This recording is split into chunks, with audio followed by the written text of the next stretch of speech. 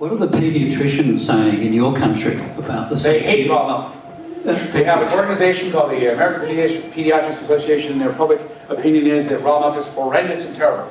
So what are you doing about that? Well, we continue to ignore them, and we talk to our pediatrician friends all the time, and the mothers go in with their children to the pediatricians and say, my children have wonderful immune systems, they never get ear infections, and they drink raw milk from organic pasture dairy, and by the way, you should go visit them and have your kids on it too. And they get in this little tit-a-tat about raw milk, and Dr. Oz says, yeah, raw milk's great, just know your farmer. Oprah Winfrey's, doctor. So the causes, it's happening. The pediatricians, what's a pediatrician?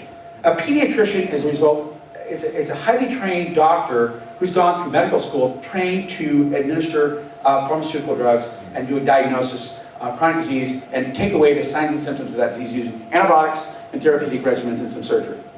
They are not prevention doctors. They're not healers in terms of taking care of the underlying problems. Now, there are exceptions to that.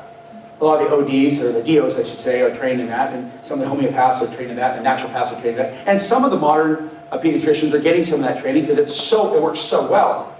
But generally speaking, the older generations don't have that training. So why would they ever have any opinion other than that? They're not wrong. It's just the only thing they know. So it's up to us to show them a better way. We can show them, hey, here's this 14 studies from Europe that show that asthma gets better real quick with raw milk, and this. There's supposed to be scientists that actually read these studies and apply them in their science. They're practicing medicine because they're always learning. And so you can be a learning tool for your doctor saying, by the way, doctor, my child drinks raw milk, but it's really safe raw milk, and it comes from this particular dairy because this other milk is not safe. He starts listening, goes, oh, there's two kinds? I've never heard of that. And then you talk about the science of mast cells being stabilized and not having histamines and all this. You're like, wow, this guy actually knows what he's talking about. There's science behind it, and it's on PubMed. You have to be smart and you have to be educated to teach the doctors what they don't know.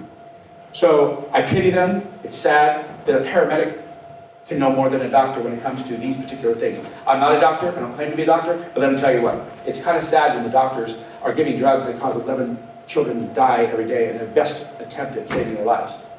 When I know that the children who drink raw milk are profoundly a lower risk, and we see children that had daily asthma attacks not having any, or having rare asthma attacks. So it's profound to see the true role of medicine in raw milk. And you've seen this, doctor. You've seen how raw milk, they're scratching their heads in Europe going, what's going on here? Why is raw milk such a compelling, wonderful immune system food? Math is simple. The first fruit of life. Why is breast milk raw milk? You give a child who has literally no immune system, or maybe 5% of one, has no bacteria in their gut, and you give them raw milk from mother's breast, and what are you doing? You're starting that immune system with the biodiversity of bacteria from mom's breast, all the good fats, all the enzymes, all the antibodies. And by the way, nursing is not a one-way street. When you nurse the baby, the bacteria in the baby's mouth is shared into the mom. The mom creates antibodies that's given back to the baby. It's an antibody factory relationship. It's a very, very, very incredibly wonderful, fantastic symbiotic relationship in breastfeeding. That's raw milk in action. That's building strong babies. Well, raw milk from cows builds on that relationship. Instead of going to a highly processed food that's built for shelf-stable purposes instead of gut digestibility. Remember, Dr. Rich German said that children cannot eat things that are not whole. They need their enzymes and bacteria because it has to break down quickly. They don't have the function, the structure in their gut to digest things that are shelf-stable. They sit in there and just rot. They need things to break down quickly and assimilate and become enzymatically active, and the enzymes and the vitamins and all the immune system factors all working like it's supposed to work. And that's what raw milk does for children when done properly. So there's a big battle here, and it's an educational battle. And I would say that the Human Genome Project in 2003 was a chapter change, where we went from scientists truly believing that our bodies were basically sterile, being invaded by a bad bug that makes us sick, versus packed filled with bacteria critical to our health, that the imbalance of bacteria makes us sick. Where you didn't have enough good ones, so the bad ones took over. We're packed filled with bacteria, and it's critical that we have those bacteria, or else we do get sick. Hence probiotics, hence the role of bacteria in our bodies. Hence why raw milk is so critical, and fermented forms of it, and other whole food nutrition that feed the bacteria, that create the environment where the bacteria want to thrive. So that happened in 2003, that's only 12 years ago.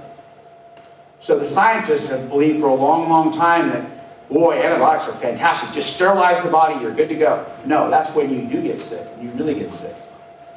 C. diff. Clostridium difficile. Big killer, 20,000 people a year. After multiple rounds of antibiotics in ICUs. Kills a lot of people. What's the definitive treatment today for C. diff? Fecal transplant. What could be more definitive than taking the good gut content of a healthy person and putting it into someone who's about to die and saving 90% of the time, saving their lives? So if that doesn't tell a story about the role of good bacteria, nothing will. So it's just coming on strong. It's not going to go away, but it takes responsible producers of raw milk. Because remember, if you do a crappy job of raw milk, yeah, you're going to make somebody sick. Absolutely. And it should be pasteurized. But if you're doing a good, responsible job of raw milk production, and what gets measured get done, you're going to have a great raw milk that's very low risk, and people are going to thrive on it. So there's a place for it here in Australia. Any other questions or thoughts? Yes, Dr. Ron Hold. Mark, you may have said I was out of the room earlier on, but having been here a couple of days and talked to farmers and some consumers, what would be your recommendation, understanding the current situation in Australia? What would you be recommending to this group as a way forward to get raw milk? I touched on it a little earlier, but I talked about creating a model. Pick a model wherever it is, the RMAC model in Colorado, or a complete regulatory model, whatever model it might be. But I would suggest baby steps because they're going to have a hard time taking on big bites of this. Find some way you can get together as a group, the producers as a group and the consumers as a group, to support each other and go to the regulatory agencies with a great proposal.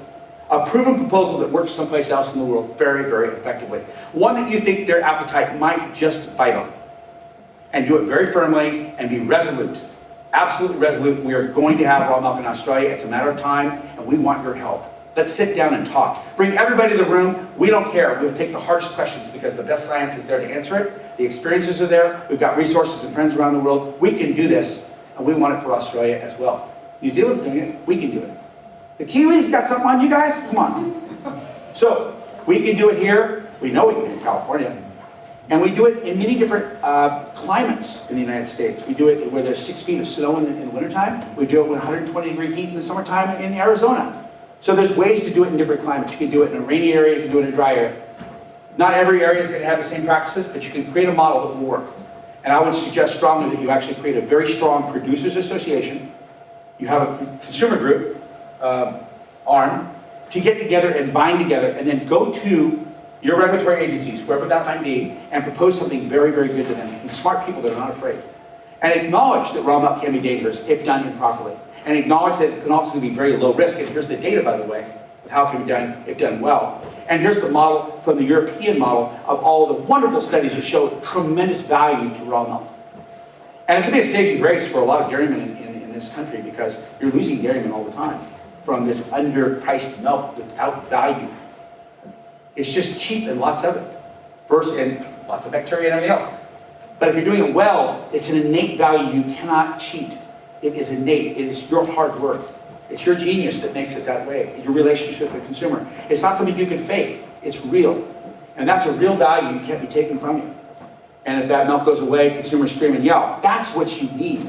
Right now, it's what can we do to promote and push this on the consumers, the pasteurized concept, versus what do the consumers really need and want? What's the consumer demand? So you change this whole picture around the consumer demand. That's what I would prescribe as a model. It takes just a passionate handful of people with smart direction, using a model that's worked elsewhere in the world, and just be resolute. Don't give up. And when you get turned down, what did we learn from this one? Stand back up and go again. And after a while, they'll really respect you for just the fact that you come back so many times at the gate. But beat on the door. I understand your prime minister here. What's his name? Say it again. Turnbull. I understood from guys whispered in my ear today, he drinks raw milk, or has access to raw milk, or may drink raw milk. You never know who your allies might be. So turn up the heat and try to find out who these people are, because when they come to the table, it's interesting because it may be the industry is the only one against you. Because they're the ones telling everybody, no, we don't want to lose market share, and this is going to be bad or whatever. You're not feeding industry, you're feeding people. And the people are the ones that count. The rest of that's all background noise. You need to stay focused on the people and the producers and try to make friends and create these bonds of trust. They will trust you, they will believe you because you'll be very serious about this. It's not something you're doing just playfully on an afternoon. This is something you're very serious about, a multi-year challenge to really win for the people. Any other thoughts, comments, questions? How about up in the back? Kids, people. What do you think about raw milk up there in the back? Love it. Love it, okay. I do too. My grandkids have all thrived with raw milk. Yes, ma'am. Did you talk about policy? Hang on, I think you might need this. Talk about what? I'm Okay sorry. to use the mic? Did you talk about, sorry it's a bit late, but did you talk in regards to policy in California and how all of the parties and the senators or how they were approached to how it actually changed the regulations? Well, raw milk's always been legal in California.